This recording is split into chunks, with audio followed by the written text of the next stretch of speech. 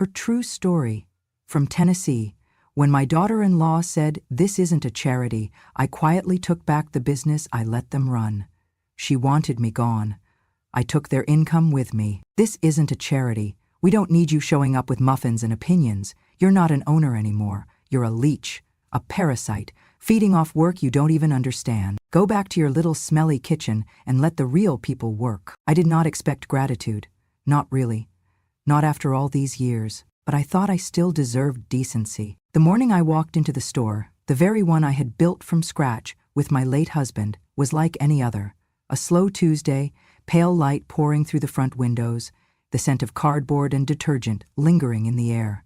I'd brought banana bread, warm and wrapped in wax paper, out of habit more than affection. They were at the back counter, my son Jason and his wife Amanda, arguing over an invoice. I waited until Amanda turned to grab the file folder before I said, "Sweetheart, I noticed this invoice from Samuel's Supply listed double the amount.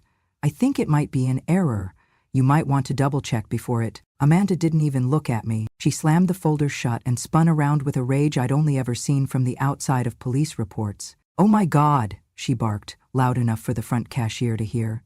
"You're seriously questioning our invoices now?" Jason flinched, but didn't speak. "I'm just saying," I began gently, hands still holding the bread. She cut me off, her voice rising like sirens. "Do you even know what it takes to keep this place running now?" she hissed. "Do you know how much we've had to pay to keep the lights on, the staff paid, the shipments coming in?"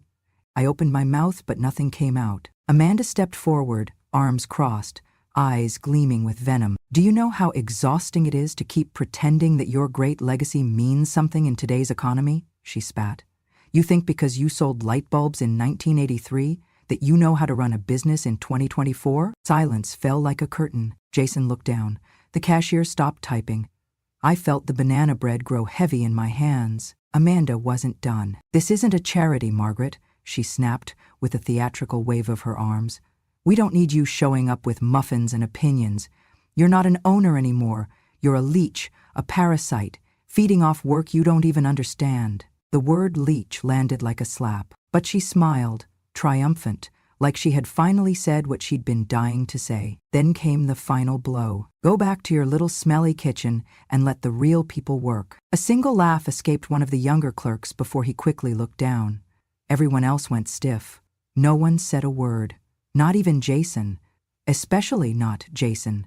I stood there, blinking. I wasn't sure what hurt more, the insult or the fact that no one defended me, not even my own son. I looked at him. He looked at the floor. I turned without a sound, walked past the shelves I once built by hand, past the cash register where I used to tape lollipops for kids, past the Employee of the Month plaques I used to polish with pride. Not a single person followed me. Not a single person thanked me for the banana bread. I stepped outside, where the sunlight had gone flat.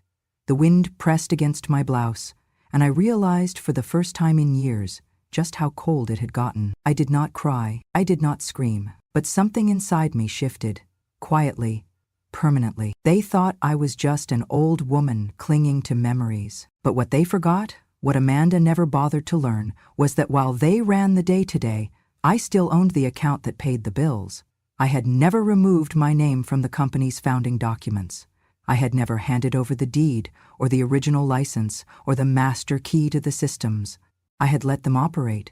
I had given them the space to lead. I had stepped back, but I had never stepped out. That afternoon, I went home and pulled out the old file cabinet tucked in the guest room closet. It still smelled like lemon oil and printer ink.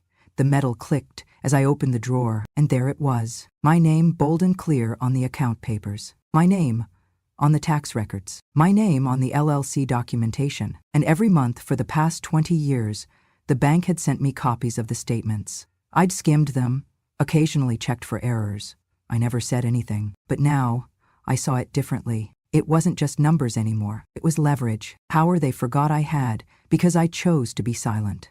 I folded the papers, slid them into a fresh envelope, and placed them on my desk. I looked out the window of my quiet house, and for the first time in a long time, I did not feel alone. I felt awake. They had wanted me out. Amanda had practically screamed it into the walls of a business I'd built with blistered hands and sleepless nights. Well, if she wanted me gone, she should have remembered whose name was still on the account. because I didn't leave that day out of sadness. I left because I was done being tolerated, and I was ready, finally, to remind them exactly who built the ground they stood on. Not with a fight, not with fire, but with paper, with numbers, with the kind of truth you cannot scream over. Because when the foundation cracks, it's not always loud. Sometimes it just shifts, and then everything above it starts to fall. You do not build something like that overnight. It took me and my husband Walter 10 years just to break even. We started with nothing but a rusted pickup truck, a folding table, and a stubborn belief that people still needed good, honest things. Light bulbs that did not burn out in a week, mops that did not snap after 2 uses, and basic supplies that you could actually afford. Walter handled the tools, I handled the customers. We set up shop on weekends at flea markets across Tennessee, rain, shine, or snow.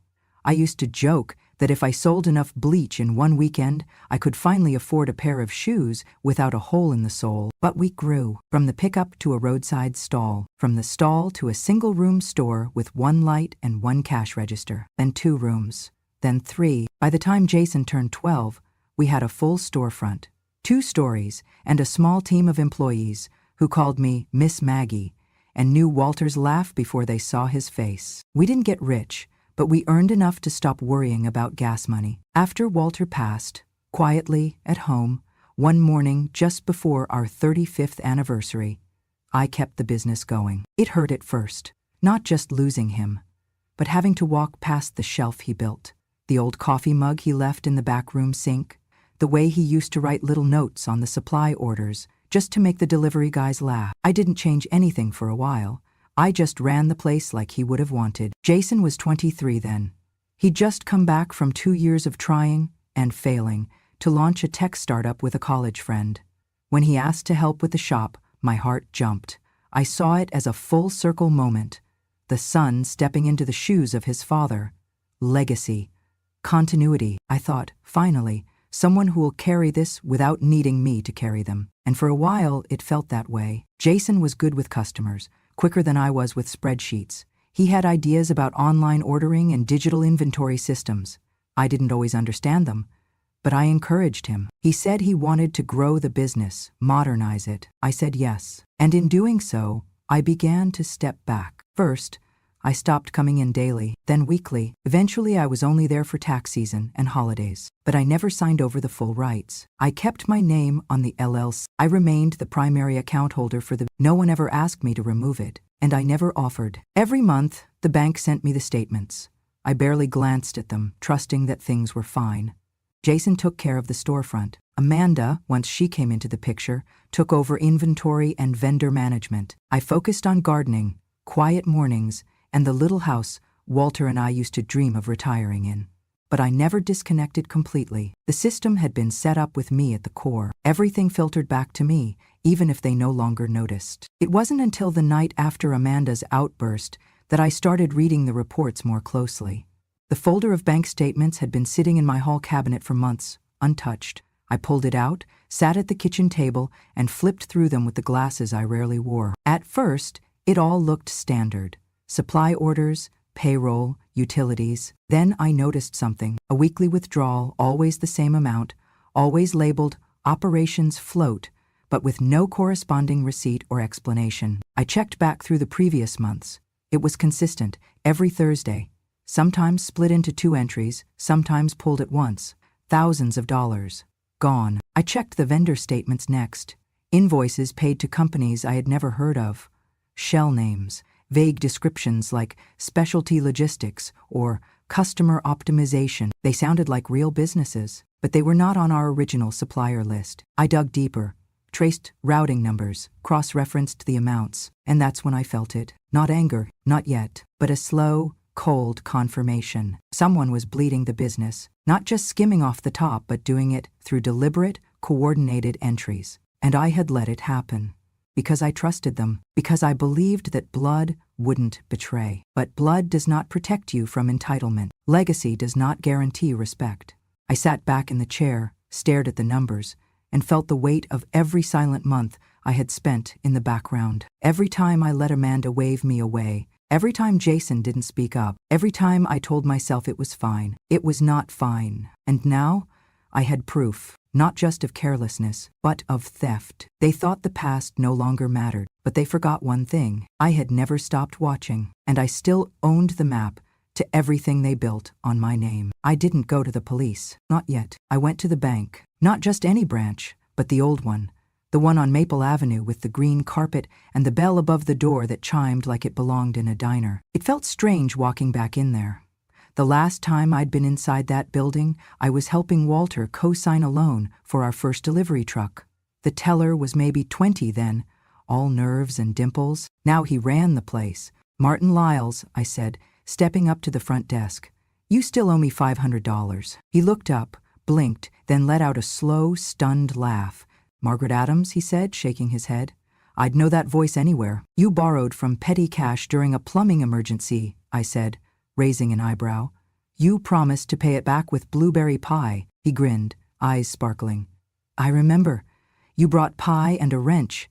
That's why I still have a job." We sat down in his office, the blinds drawn, a cup of hot tea between us. I showed him the records, the duplicate transactions, the withdrawals labeled float with no corresponding deposits. Martin leaned back, lips pursed. "This isn't just careless bookkeeping," he said. "This is structured, intentionally layered. It's not large enough to trigger federal red flags, but it's consistent. Too consistent." He tapped a few keys, then turned his screen toward me. "There's a second account," he said. "Opened under the business name, but with a different EIN. Same business address, different registration. It was added 6 months ago. Guess whose name's on the contact info?" He didn't need to say it. "Amanda. She had set up a shadow account." I nodded, jaw tight. "She's been funneling cash out, probably off the book sales or inventory overcharges. I've seen shell vendor names that don't match with any approved supplier. They're laundering small amounts, just enough to keep under the radar." Martin looked at me, sympathy and quiet admiration blending on his face. "You want to flag it?" he asked. "Freeze it?" "Not yet," I said. "Not until I understand the full scope. Because if I moved too early, she'd cover her tracks, erase the invoices, spin the story, and I wasn't interested in vengeance. I wanted the truth, documented. So I went back to work, not in the store, but in the records. I traced payments made to a L&J distribution, supposedly based in Chattanooga. When I called the listed number, it went straight to voicemail.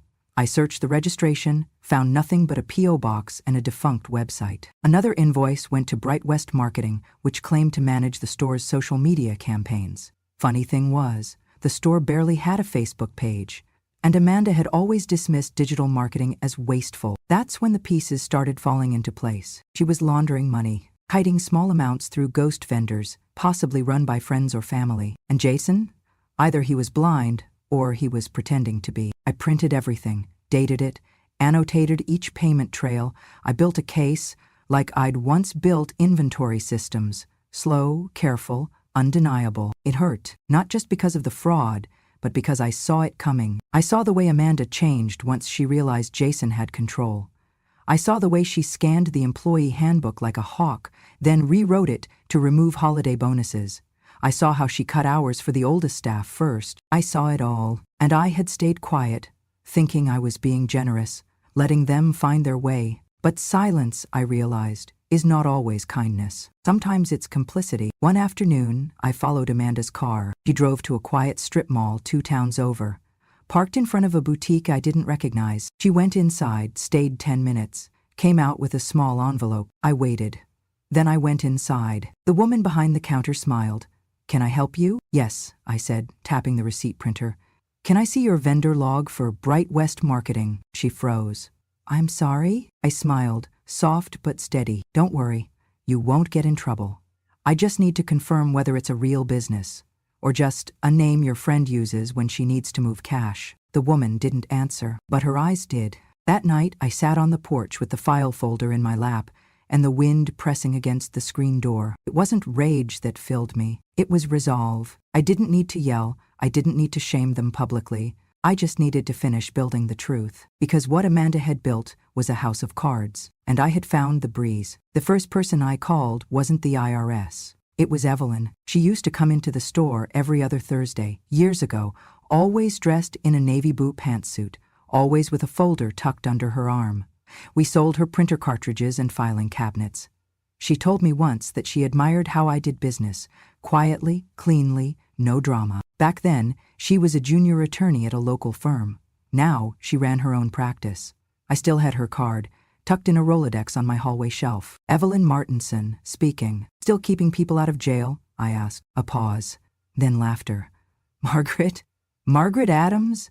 Are you calling me to finally sue your landlord for bad plumbing? I'm calling because I need to move fast, I said, and because I need someone I can trust. By the end of the week, we were sitting in her office, a cup of black tea between us, my folder of documents spread across her mahogany desk. She flipped through everything: bank statements, vendor trails, the ghost suppliers, Amanda's shadow account. When she got to the notarized business documents with my name as primary owner, she smiled. You've got them cornered, she said. I don't want a court battle, I replied. I just want to take back what I built. She nodded. Then, here's what we'll do. We spent 2 hours drawing up a plan. Step 1. Freeze the shadow account. Evelyn filed a notice through the bank's legal department, citing misuse of business identity and unauthorized financial activity under the parent entity. Martin, the branch manager, made the call himself. Step 2. Pull the operating capital. I withdrew every cent from the primary business account, $68,400 in total, and transferred it to a protected trust account under my name. It was clean, legal. I owned the company. I was simply reclaiming funds. Step 3. Issue a formal demand for independent audit. Evelyn drafted the letter with surgical precision. We sent it by registered mail, email, and, just for old-fashioned flavor, fax. Step 4.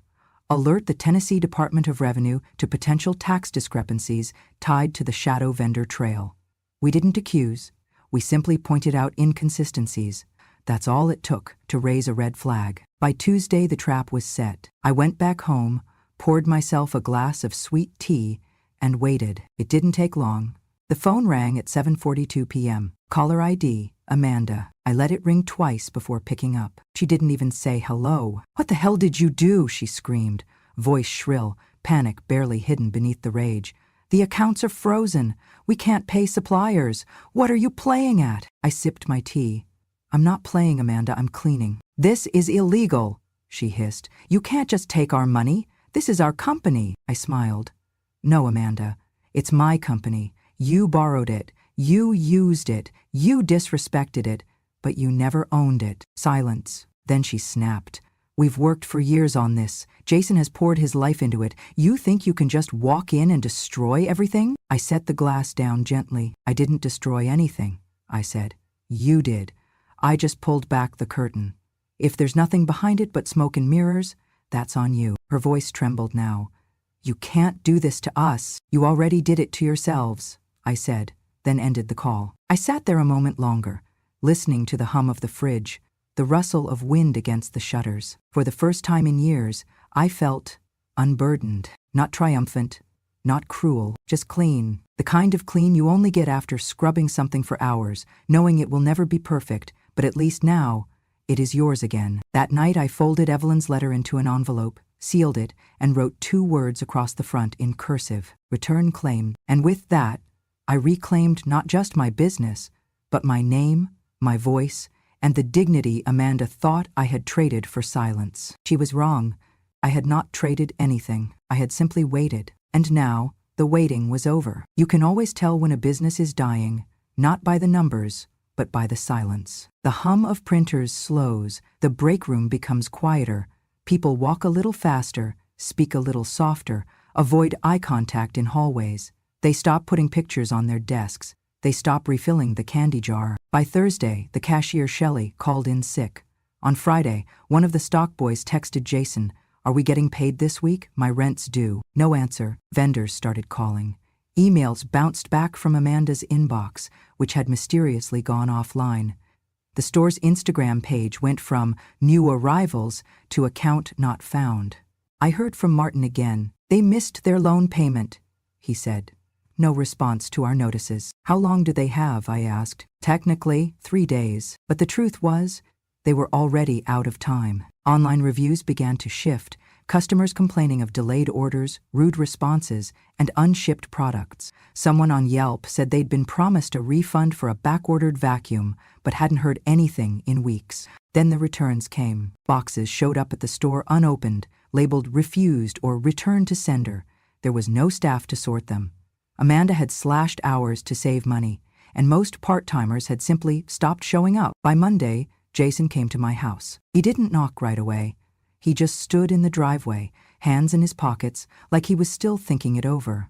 I opened the door before he could raise his hand. "Hi," he said. His eyes were swollen, tired. The same eyes he had as a boy, when he'd come home with scraped knees, trying to hide the tears. I said nothing. He stepped inside, slowly, like a man walking into a church he had not visited in years. "Mom," he began, then stopped. The words sounded heavy in his mouth. I waited. We're ruined," he said. "Amanda's trying to talk to new suppliers, but no one will work with us now. They think we're unstable." He looked at me, pleading. "Mom, why are you doing this? We're your family." I didn't answer right away. I walked over to my desk, opened the drawer, and pulled out a worn file folder. Aged, yellowed, corners soft from years of handling. I handed it to him. He opened it. There on the first page was the business registration from 1991. My name, written in black ink, Margaret L. Adams, founder and principal owner. He stared at it for a long time. "I never changed it," I said quietly. "You never asked, you assumed." He looked up, throat tight. "But we worked so hard." "You worked hard," I agreed. "But you worked off a foundation you did not build. And then you let Amanda tear it apart." He shook his head, voice cracking. "She didn't mean to." "She meant every word she said to me in that office," I interrupted, gently but firmly. "You both did, and that's fine. You're adults. You wanted control. You had it." I stepped back, folding my hands. "But control comes with consequence. You cannot disrespect the roots and still expect the tree to bear fruit." Jason looked like he wanted to speak, maybe defend himself, maybe apologize, but the words never came. He looked down again at the paper.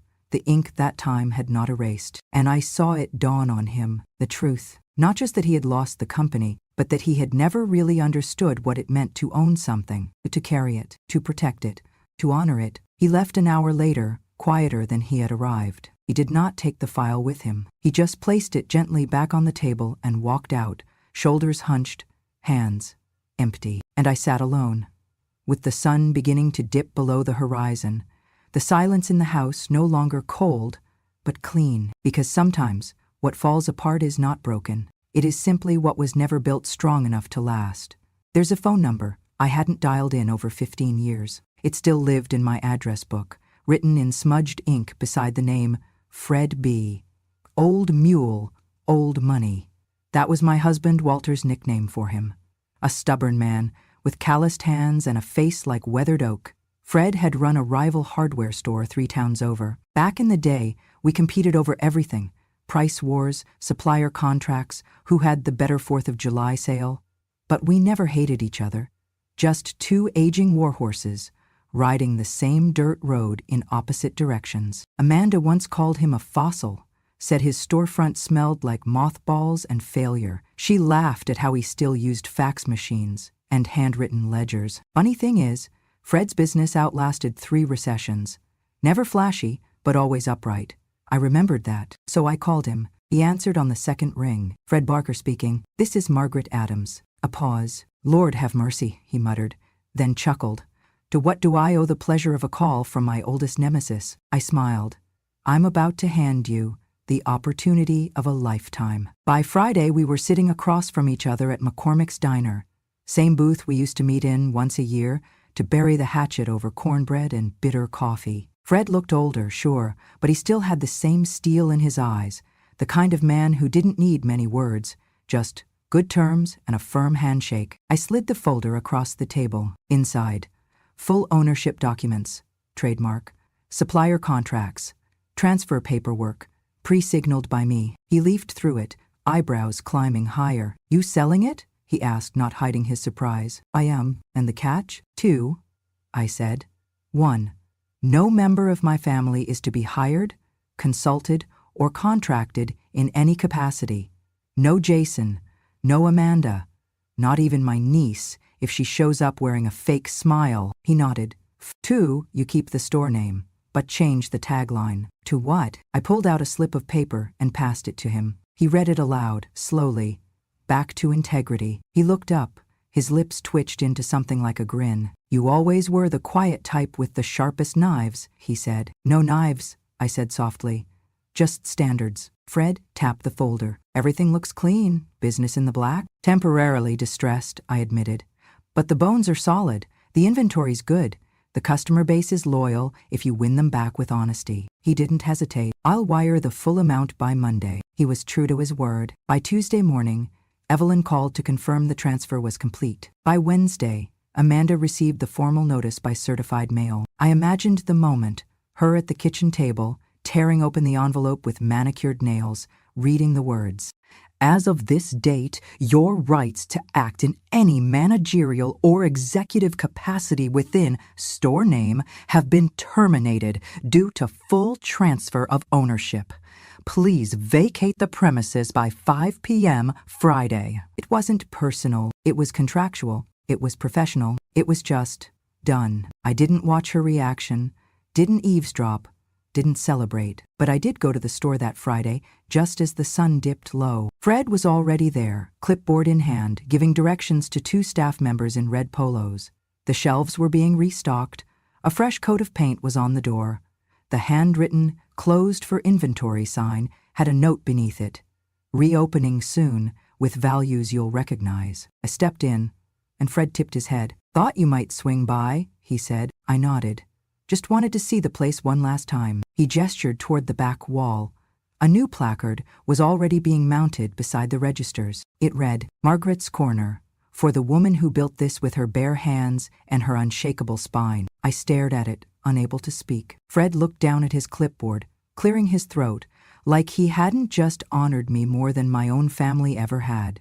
I figured customers ought to know where it all started, he said. I blinked, swallowing something I hadn't expected. Thank you, I said. He nodded.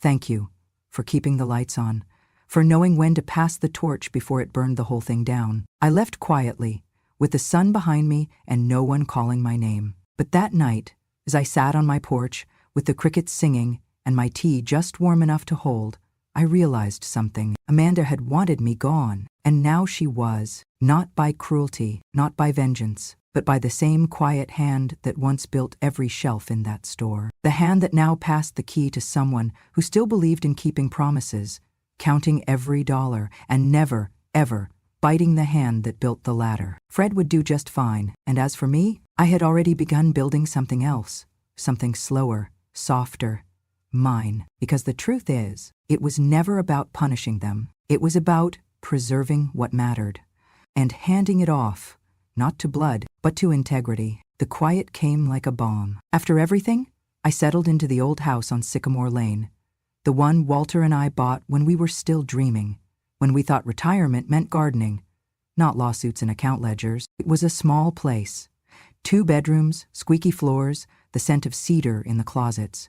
But it had a porch with a view of the hills and a kitchen that caught the morning sun just right. And most importantly, it had peace. I spent my mornings tending tomatoes, my afternoons reading the paper, and my evenings listening to the radio while patching up old quilts. It was the kind of life I used to think I had to earn, with decades of noise and sacrifice. Now I realized it had been waiting for me the whole time. I just had to claim it. Fred's version of the store found its footing quickly. Word spread that the old soul was back, even if not in person. Customers returned, not for sales or gimmicks, but for something harder to find these days. They said it was the same feeling they used to get when I ran things. That mattered to me more than any profit margin. One morning I was trimming herbs near the back fence when my neighbor walked over, phone in hand. You see the news yet, Maggie? I shook my head, wiping my hands on my apron. She turned the screen toward me. Local news headline, center of the page. Long-time family business transferred amid allegations of financial misconduct. No names were mentioned. No direct accusation, just enough detail for anyone who had ever shopped there to connect the dots. The photo accompanying it showed the storefront, fresh paint, new sign under Fred's management. But the comments told the real story. I always wondered what happened to the woman who built that place. Heard the daughter-in-law was cooking more than just the books. Good to see integrity back behind the counter. I didn't gloat, but I also didn't look away. Because sometimes, the dignity we protect in silence gets its voice from the world later, on its own terms. A few weeks later, I heard through Evelyn that Amanda had been flagged in a preliminary audit. 3 years of inconsistent filings, questionable deductions, unreported cash transfers. She might get hit with back taxes, Evelyn said. Possibly worse if she fights it. I didn't ask for details. I didn't need to. There was nothing more for me to do. No more fixing, no more forgiving, no more explaining. The truth had spoken, quietly, and I had moved on. Because dignity, I learned, is not something someone else can take from you. It's something you choose not to give away, even when they're shouting, even when they think you've lost. And sometimes, the most expensive thing you ever own is your self-respect. I sat on my porch that evening, sipping tea, listening to the wind rustle through the trees, and thought, they tried to shame me for sitting still. But stillness isn't weakness. Sometimes, it's the final, firmest stand. It was a warm Sunday evening when she asked me. Lena, my neighbor's daughter, no more than 22, sat on the edge of my porch with her knees pulled to her chest and curiosity in her eyes. You were the one who used to run that store, right? She asked, squinting toward the horizon. I nodded, folding my newspaper. My mom said you started it with your husband, that it was a real family place. It was, I said. Until it wasn't. She hesitated, biting her lip. Do you miss it? The business, I mean. I smiled, slow and soft. I miss the people, the conversations, the feeling of being needed. But I don't miss the noise, the kind that comes from folks who don't understand what you've built, but still feel entitled to tear it down. Lena tilted her head. It's just, you don't seem bitter. After everything. Bitterness is heavy, I said. It rots the container it lives in. I've carried enough in my life.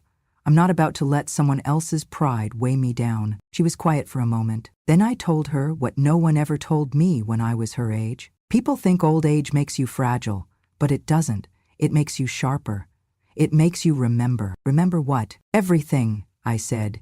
Who helped, who watched, who smiled while cutting deep. We're not weak, Lena. We're just quiet longer. But when we speak, we don't forget the truth. Later that night after she left, I went inside and pulled open the drawer in my writing desk. Inside was the final contract, the sale agreement with Fred. My name still sat at the top of the page, in bold. Below it, signatures and terms. My conditions clearly written, my boundaries respected. I ran my hand over the paper once, then folded it neatly and slid it back into the envelope. There was no bitterness, just closure. These days, my evenings are filled with softer sounds. The rustle of trees, the slow shuffle of pages in a book, the distant murmur of a baseball game on the radio. No yelling, no slammed doors, no one calling me a burden. It was peace. And when I pass the mirror in the hallway, I sometimes see the woman I used to be. The one who stayed quiet, who excused disrespect, who thought survival meant shrinking. I nod at her. I thank her, because she endured long enough to become this woman, the one who stood up, even if it took her decades. Now I live on my own terms, not grandly, not loudly, but fully. And when folks ask me what happened, why I left, how I let go of the business, I say the same thing every time. She wanted me to disappear, so I let her disappear from the career I built. And I kept my dignity, along with a little retirement money, just enough to live quietly, without anyone's pity. Thank you for listening, sweetheart. If this story reminded you of your own silence, your own patience, or your own quiet strength, then remember, dignity doesn't make noise. It just waits, and when the time comes, it stands tall, even if it's wearing old shoes and has silver in its hair. Here on Grandma, True Stories, we don't shout. We remember. We tell it straight, just as it happened. For every woman who gave everything and was told she was still not enough, this is your seat at the table. So if this story stirred something in you, subscribe to Grandma True Stories. Because when a grandmother finally speaks, the truth doesn't whisper, it echoes.